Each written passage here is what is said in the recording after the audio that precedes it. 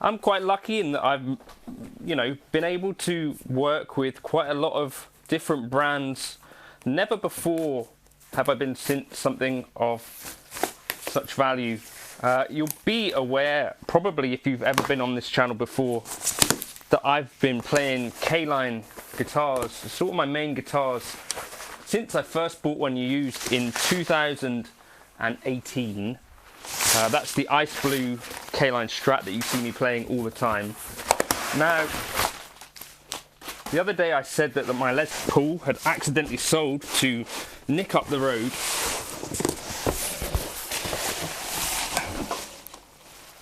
And the reason I wasn't too concerned was because Chris, who builds my favourite guitars, and had done even before I had, even talked to him, well, he basically said, because I've made thousands of videos with K-line guitars, that he'd like to send me one to check out. So this is the K-line KL59, and let's pick it up, see what it's like. Let's do some playing on this thing.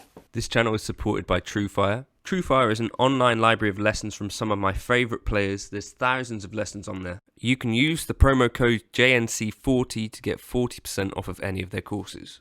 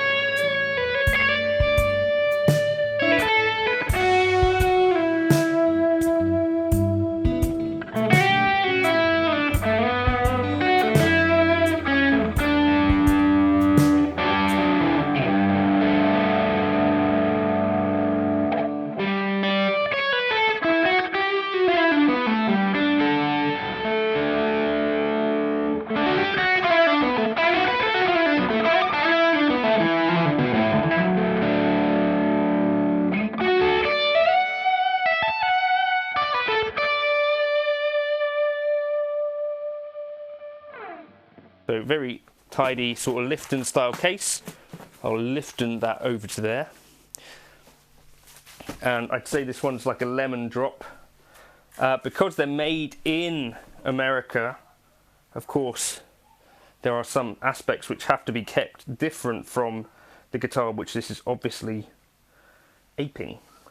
Nice lightweight. Yeah. Lemon. Mahogany. Very cool. It's got like an aged vibe to it. I'm going to plug it in and play it. I've just now tuned this thing up, and here's a G.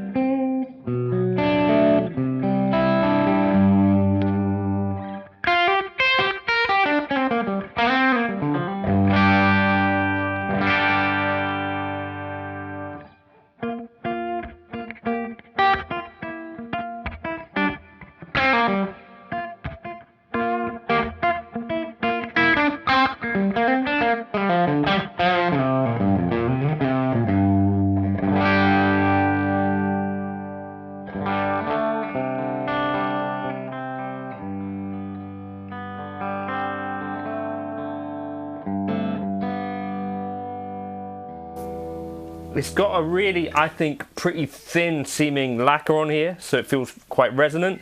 Of course, you know, I've just been sent this guitar. I'm not going to be the most impartial person here, and I love K-Line guitars in general, but I'm really impressed with it out of the box. The ultimate test, I guess, will be to see, do I end up playing this thing too much on the channel? So you keep your eye out for that, but thanks so much to Chris for sending it over.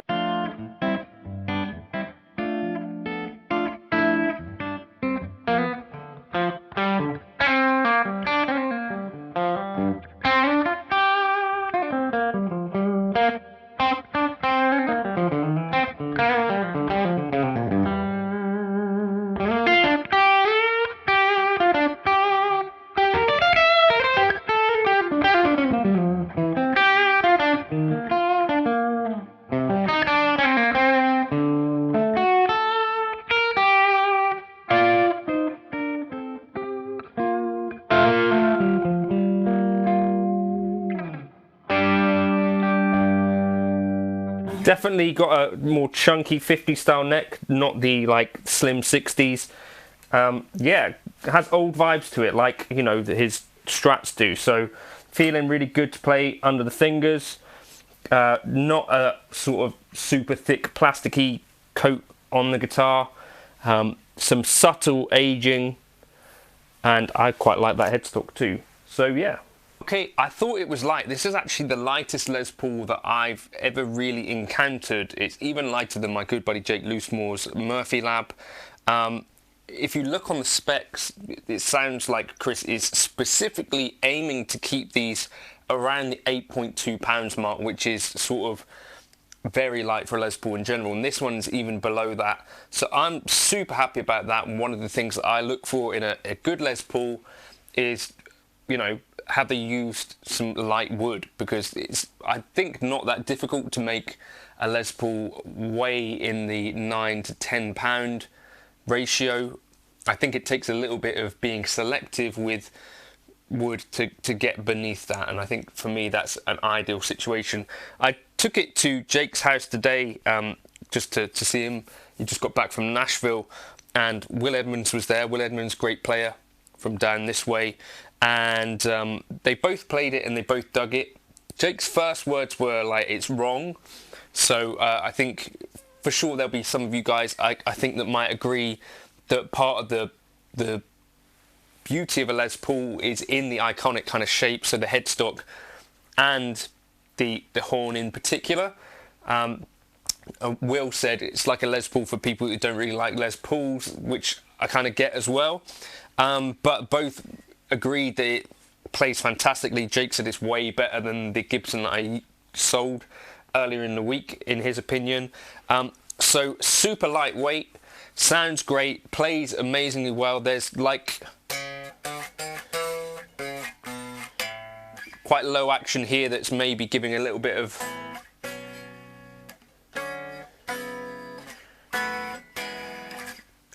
buzz. Goto hardware, I believe, and he builds these in a bunch of different finishes. If you're looking for something that plays really well, is lightweight, is going to do the job of a Gibson Les Paul, but doesn't have kind of the iconography of the Gibson stuff involved, then I think this might be a candidate. If you're looking for a boutique builder building Les Pauls, you know from this channel I'm a huge fan of his Strats and Les Pauls. This is obviously a set neck, which is a bit of a different style of guitar to build, but to me it seems like it's doing a great job of these as well. So yeah, you'll see this on the channel a bunch more. As I say, of course, I'm no longer an unbiased party when it comes to K-Line, but I am pretty stoked with all of his guitars, so you know, I wouldn't play them if I didn't actually like them. So yeah, take that for what it's worth, but love to know your opinions on these, so feel free to shoot those in the comments. And I guess other Gibson alternatives that you've been pleased with or not so pleased with, and you can talk, I guess, about resale value and that sort of thing, if that's important to you as well. Just stopping by. I was using the preset Roomy Dumble Tone from the Amps in the Room presets for this video as well, if you're looking for those Helix tones. Oh, it doesn't come with a certificate of authenticity or with a pick guard. So if you're looking for those sorts of case candy things as well, it's a little bit bare on that front. But yeah, all in all, a fantastic guitar. The thing that matters the most to me, I'd happily have a guitar that weighs a pound less, that comes with less of the stuff that makes Gibson stuff expensive.